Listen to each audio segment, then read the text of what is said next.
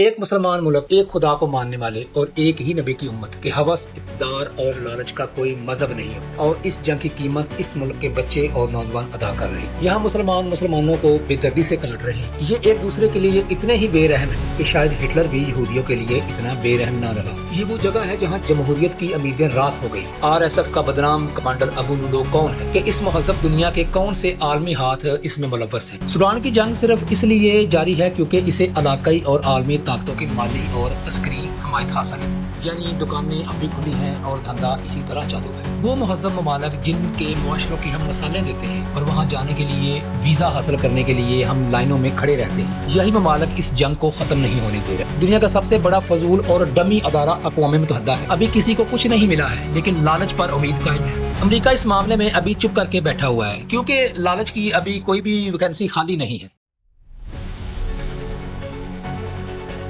کیسے ہیں دوستو؟ میں ہوں محمد عرفان مرزا اور آپ دیکھ رہے ہیں میپس اینڈ پاور۔ ایک مسلمان ملک، ایک خدا کو ماننے والے اور ایک ہی نبی کی امت، لیکن کہتے ہیں کہ ہوس، اقتدار اور لالچ کا کوئی مذہب نہیں ہوتا، نہ اس کی کوئی اخلاقیات ہوتی ہیں اور نہ اس کے کوئی اصول ہوتے ہیں۔ یہ جنگ نہ مذہب کی ہے نہ نظریے کی، یہ صرف کرسی اور وسائل پر قبضے کی جنگ ہے، اور اس جنگ کی قیمت اس ملک کے بچے اور نوجوان ادا کر رہے ہیں۔ یہ بحران کیسے شروع ہوا اور اس موڑ تک کیسے پہنچا؟ آج ہم افریقہ کے دل میں جاری ایک ایسے تنازع کا گہرائی میں تجزیہ کریں گے جس نے دنیا کے سب سے بڑے انسانی بحران کو جنم دے دیا ہے۔ یہاں مسلمانوں کو بے دردی سے کاٹ رہے ہیں، کسی قسم کی کوئی تمیز نہیں کی جاتی کہ سامنے عورتیں ہیں یا بوڑھے ہیں یا بچے۔ یہ ایک دوسرے کے لیے اتنے ہی بے رحم ہیں کہ شاید ہٹلر بھی یہودیوں کے لیے اتنا بے رحم نہ رہا ہو۔ ہم بات کر رہے ہیں سوڈان خانہ جنگی کی۔ یہ صرف دو فوجی دھڑوں کی لڑائی نہیں ہے، یہ اقتدار، دولت، ہوس اور نسل پرستانہ نفرت کی وہ المناک کہانی ہے جس کی جڑیں کئی دہائیوں پرانی۔ یہ وہ جگہ ہے جہاں جمہوریت کی امیدیں راکھ ہو گئی اور ملک کی نسلی تفریق ایک جنگی ہتھیار بن گئی ہے۔ سوڈان پر اس وقت دو دھڑوں نے قبضہ کیا ہوا ہے۔ ایک دھڑے کا نام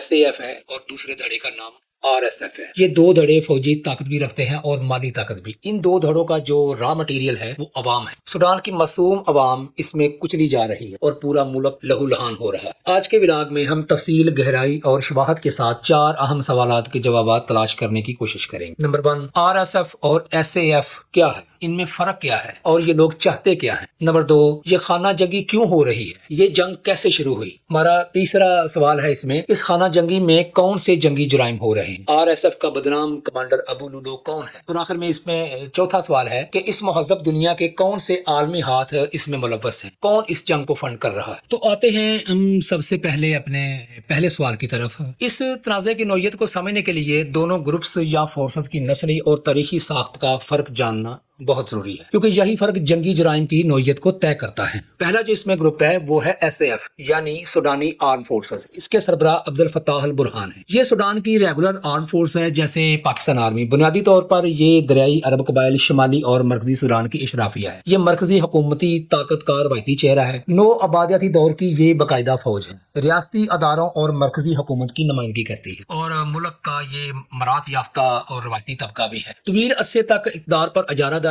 اور پسماندہ علاقوں کو نظر انداز کرنے کا ان پر الزام لگتا رہا ہے، یعنی بطور ملک سوڈان کی یہی فوج ہے، یہی ادارہ نمائندگی کرتا تھا۔ حکومت کے جو وزیر، مشیر اور جو باقی بڑے عہدے ہیں وہ اسی ادارے میں سے ہی کسی نہ کسی کو دیے جاتے ہیں۔ یہ زیادہ پڑھے لکھے بھی ہیں اور رکھ رکھاؤ والے بھی ہیں۔ اسی ادارے کے اخراجات زیادہ تر جو ملک میں ٹیکس کا نظام تھا اسی سے چلتے تھے۔ دوسرے ممالک سے جو تجارت ہے یا جو کاروباری ڈیلز ہیں وہ یہی ادارہ کرتا تھا، اس لیے یہ لائم لائٹ میں بھی رہتے تھے اور جو دوسرے ممالک ہیں اسی ادارے کو اس ملک کا چہرہ سمجھتے تھے۔ اور اسی طرح جو اس کا دوسرا گروپ ہے اس سول وار میں RSF یعنی ریپڈ سپورٹ فورس، اس کے سربراہ جنرل محمد حمدان دگالو عرف حمیدی ہے۔ مکمل طور پر عرب، بنیادی طور پر مغربی سوڈان، دارفور کے خانہ بدوش رزیکیت قبائل سے ان کا تعلق۔ یہ دارفور کے علاقہ کے اطراف میں آباد تھے۔ یہ بدنام زمانہ جنجوید ملیشیا کی اولادیں ہیں۔ یہ نسلی تشدد اور غیر عرب افریقیوں کو کچلنے کے لیے بنی۔ ان کا تعلق پسماندہ علاقوں سے رہا ہے اور جو مرکزی اشرافیہ ہے یعنی SAF وہ ان کو نسلی کمتر سمجھتے رہتے تھے۔ ابو البشیر نے اپنے دور حکومت میں غیر عرب افریقی قبائل اور بغاوتوں کو کچلنے کے لیے بنایا تھا۔ یہ ایک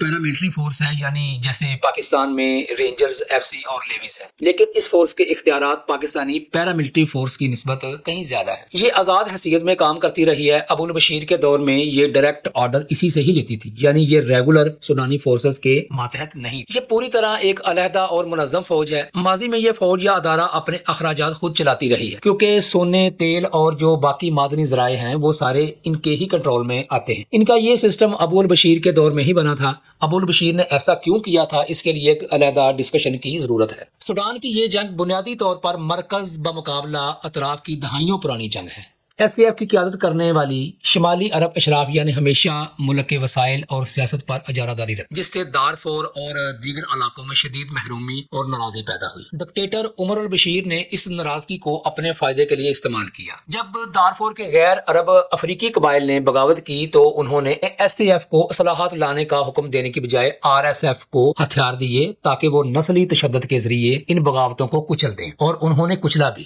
حمیدی، جو خود بھی پسماندہ عرب رزیقیت قبیلے سے تعلق رکھتا ہے، انہوں نے مرکزی اشرافیہ سے انتقام لینے اور برابر کا درجہ حاصل کرنے کی کوشش کی۔ جب اس کی طاقت میں اضافہ ہوا تو اس نے نسلی نفرت کو اپنایا، جیسے اس کی فوج نے دارفور میں غیر عربوں کے خلاف استعمال کیا تھا۔ موجودہ خانہ جنگی اسی تاریخی تقسیم کا نتیجہ ہے۔ ایک طرف روایتی اشرافیہ یعنی ایس اے ایف جو اقتدار پر مکمل کنٹرول چاہتی ہے، اور دوسری طرف پسماندہ لیکن مضبوط ملیشیا آر ایس ایف جو طاقت اور دولت کو تقسیم کرنے سے انکار کرتی ہے۔ ایک بات یاد رکھیں، یہ دونوں گروپس ریگولر فوجیں ہیں، جیسا کہ ہم پہلے بتا چکے ہیں کہ ایس اے ایف یعنی سوڈانی آرم فورسز اور R S F rapid support forces, ان دونوں کی مثال ایسے ہی ہے جیسے پاکستان کی ایک ریگولر آرمی ہے اور دوسری پیراملٹری فورسز جیسے رینجر اور ایف سی، لیکن اختیارات ذرا زیادہ۔ یہ دونوں فوجیں پروفیشنل ہیں اور مہارت میں تقریباً ایک جیسی ہی ہیں۔ اب آتے ہیں ہم دوسرے سوال کی طرف۔ سوڈان کی موجودہ ٹریجڈی کوئی حادثہ نہیں بلکہ 30 سالہ آمرانہ حکومت اور اس کے بعد آنے والی فوجی ہوس کا منطقی انجام ہے۔ عمر بشیر نے جو ایک وقت میں سوڈانی فوج میں ایک کرنل تھے، 30 جون 1999 کو ایک فوجی بغاوت یعنی ملٹری کوپ کے ذریعے جمہوری طور پر منتخب وزیر اعظم صادق المہدی کی حکومت کا تختہ الٹ۔ اس ساری بے شرمی میں اسلامی تحریک کے رہنما حسن الترابی نے ان کا ساتھ دیا۔ اس طرح یہ ملک کے ایک غیر جمہوری صدر بن گئے۔ عمر البشیر نے تقریباً 30 سال تک سوڈان پر حکومت کی اور ملک کے سیاہ و سفید کے مالک رہے۔ ان کے دور میں ہی 2011 میں جنوبی سوڈان ان سے علیحدہ ہو گیا اور زیادہ تر جو سوڈان کے تیل کے ذخائر تھے ان کے ہاتھ سے جاتے رہے۔ یہ ان کی ناقابلیت اور بیڈ گورننس کا نتیجہ۔ ان کے دور میں ملک کو خانہ جنگی کا مسلسل سامنا رہا، خاص طور پر 2003 میں دارفور کے علاقے میں، جہاں باغیوں کے خلاف کارروائیوں میں بڑے پیمانے پر قتل عام اور مظالم کیے۔ ان کی حکومت پر کرپشن، بدعنوانی اور اقتدار میں اخوان المسلمین کے عناصر کو کلیدی عہدوں پر تعینات کرنے کا الزام بھی لگایا جاتا رہا۔ تو پیارے دوستو، ظاہر ہے ہر عروج کو زوال بھی ہوتا ہے۔ اس کی بنیاد پر دسمبر 2018 میں روٹی کی قیمتوں میں اضافے کے خلاف شروع ہونے والے عوامی احتجاج نے رکھی۔ یہ احتجاج مہنگائی، کرپشن اور حکومتی پالیسیوں کے خلاف ملک گیر تحریک میں بدل گیا۔ کئی مہینوں کے شدید احتجاج اور مظاہرین پر سیکورٹی فورسز کے تشدد کے بعد بالآخر 11 اپریل 2019 کو سوڈانی فوج نے مداخلت کی اور عمر البشیر کو ان کے عہدے سے ہٹا کر گرفتار کر لیا اور گھر میں نظر بند کر دیا۔ یہ ان کے 30 سالہ اقتدار کا خاتمہ تھا۔ معزولی کے بعد انہیں کرپشن اور غیر ملکی کرنسی رکھنے کے جرم میں 2 سال قید کی سزا سنائی گئی اور یہ 81 برس کی عمر میں ابھی تک جیل میں ہی ہے۔ عمر البشیر کے اقتدار کے دوران دارفور کا تنازع سوڈان کی تاریخ کا سب سے بڑا انسانی بحران بنا۔ یہ تنازع 2003 میں سوڈان کے مغربی علاقے دارفور میں شروع ہوا۔ اس کی جڑیں زمین، وسائل اور اقتدار کے تقسیم کے پرانے مسائل میں پیوست تھی۔ دارفور میں کچھ افریقی قبائل نے حکومت کے خلاف ہتھیار اٹھا لیے، جن کا الزام تھا کہ حکومت انہیں نظر انداز کر رہی ہے اور عرب قبائل کی حمایت کر رہی ہے۔ عمر البشیر کی حکومت نے ان باغیوں کو کچلنے کے لیے ایک سخت کارروائی کی اور اس کارروائی میں حکومت نے جنجوید نامی عرب ملیشیا کی حمایت کی۔ جنجوید ملیشیا پر دارفور کے دیہاتیوں میں بڑے پیمانے پر قتل، عصمت دری، لوٹ مار اور جبری نقل مکانی کا الزام ہے۔ اس تنازع کے نتیجے میں لاکھوں افراد ہلاک اور لاکھوں بے گھر ہو کر پناہ گزین کیمپوں میں رہنے پر مجبور ہوئے۔ ان مظالم کی وجہ سے بین الاقوامی فوجداری عدالت نے عمر البشیر پر نسل کشی، جنگی جرائم اور انسانیت کے خلاف جرائم کے الزامات لگائے اور ان کے وارنٹ گرفتاری جاری کر دیے۔ عمر البشیر کے دور حکومت میں ملک کا دار و مدار ہمیشہ سے 2 جنرلوں کی مرضی پر رہا۔ جنرل عبد الفتاح البرہان جو ایس اے ایف کے سربراہ تھے اور جنرل محمد حمدان دگالو جو کہ آر ایس ایف کو لیڈ کرتے تھے۔ 2019 میں جب عوامی احتجاجات نے عمر البشیر کی حکومت کا خاتمہ کیا تو سوڈان نے جمہوریت کی طرف قدم بڑھایا، لیکن یہ خواب اکتوبر 2021 میں چکنا چور ہوا کہ جب البرہان اور حمیدی نے مشترکہ فوجی بغاوت کے ذریعے سویلین عبوری حکومت کو ختم کر دیا۔ اس بغاوت نے جمہوریت کے دروازے ہمیشہ کے لیے بند کر دیے اور طاقت کو 2 جرنیلوں کے درمیان تقسیم کر دیا۔ البرہان نے ریاستی اداروں اور رسمی فوج یعنی ایس اے ایف کو کنٹرول کیا، جبکہ حمیدی نے مالیاتی وسائل اور زمینی فوجی طاقت یعنی آر ایس ایف کو قابو میں رکھا۔ جنگ کا جو فوری سبب تھا وہ آر ایس ایف کو SAF میں ضم کرنے کی تجویز بنا۔ ان کا مقصد ملک میں صرف ایک قومی فوج رکھنا تھا جس کا سربراہ البرہان ہو۔ اس کا مطلب تھا کہ RSF کو تحلیل کر کے اس کے جنگجو SAF میں شامل کر دیے جائیں گے، جس سے ظاہر ہے حمیدی کی ذاتی کمان اور آزاد فوجی طاقت مکمل طور پر ختم ہو جائے۔ حمیدی کے لیے یہ طاقت اور مالیاتی بقا کا سوال تھا۔ RSF کا مالیاتی نیٹ ورک سوڈان کی سونے کی کانوں سے چلتا ہے۔ حمیدی جانتے تھے کہ اگر یہ دونوں فوجیں ایک دوسرے میں شامل ہو کر ایک ہی فوج بن گئیں تو ان پر دارفور کے جنگی جرائم کی تحقیقات ہو سکتی ہیں۔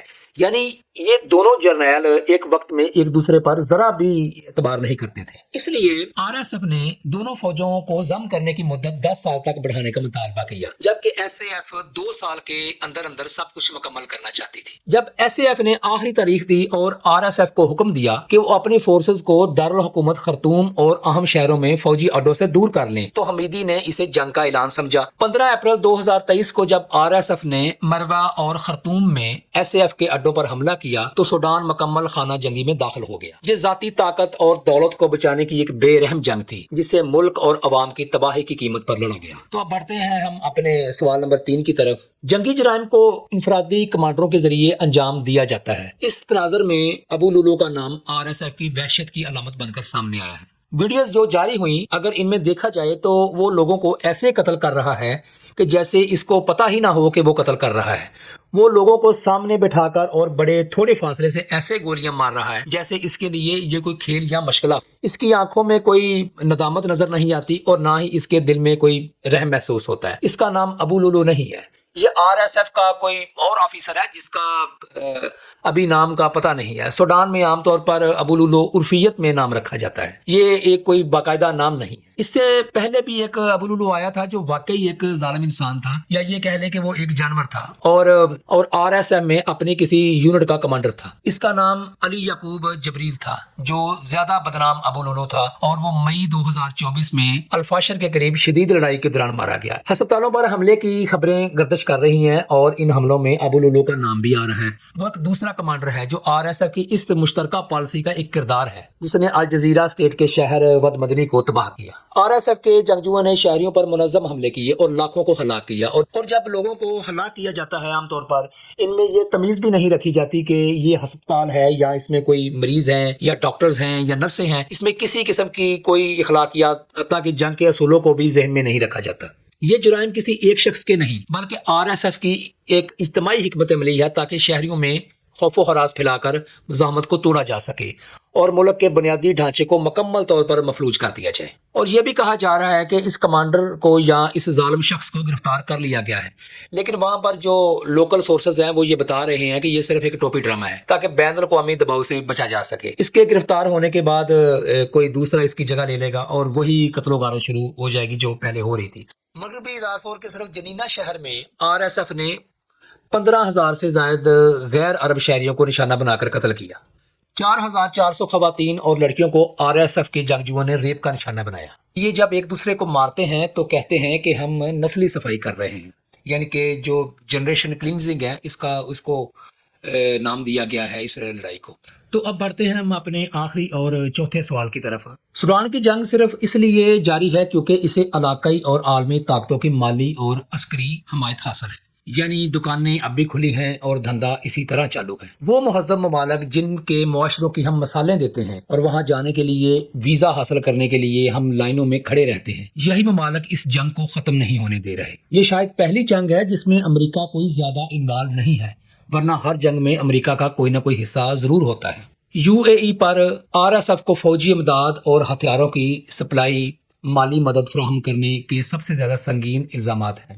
تو ظاہر ہے یہ الزامات ایسے تو نہیں لگے، یہ امداد زیادہ تر چاڈ اور لیبیا کے راستے بھیجی جاتی ہے۔ UAE کا اس میں کیا مفاد ہو سکتا ہے؟ UAE کا جو مفاد اس وقت نظر آ رہا ہے وہ ہے سوڈان میں سونے کے ذخائر اور بحیرہ احمر میں اپنے اثر و رسوخ کو مضبوط کرنا۔ روس کے ویگنر گروپ نے RSF کو فضائی دفاعی نظام سمیت اہم ہتھیار فراہم کر کے جنگ کو مزید خونخوار بنا دیا ہے۔ چین اور ترکی کے ہتھیار بھی دونوں فریقوں کو سپلائی کیے جا رہے ہیں، جس سے بین الاقوامی ہتھیاروں کی پابندیوں کی خلاف ورزی ہو رہی ہے اور ان دونوں کی مفاد پرستانہ حکمت عملی بھی سامنے آ رہی ہے۔ اس طرح آپ اگر اور غور کریں تو دونوں دھڑے یا دونوں فوجیں پورے دفاعی ساز و سامان اور خطرناک اسلحے سے لیس ہیں۔ دونوں میں سے ایک دھڑا بھی دوسرے سے کمزور نہیں ہے، تو آپ ہی فیصلہ کیجئے کہ یہ جنگ کیسے ختم ہوگی۔ اقوام متحدہ نے کچھ بھی نہیں کرنا۔ دنیا کا سب سے بڑا فضول اور ڈمی ادارہ اقوام متحدہ ہے۔ اس ادارے نے آج تک کسی ملک کا کوئی بھی مسئلہ حل نہیں کیا۔ یہ لیگ آف نیشن سے بھی زیادہ گیا گزرا ادارہ ثابت ہوا ہے۔ یہ جنگ میدان جنگ سے زیادہ سوشل میڈیا اور میڈیا میں بھی لڑی جا رہی ہے۔ RSF نے خرطوم اور دبئی سے چلنے والی ڈیجیٹل ٹیموں کے ذریعے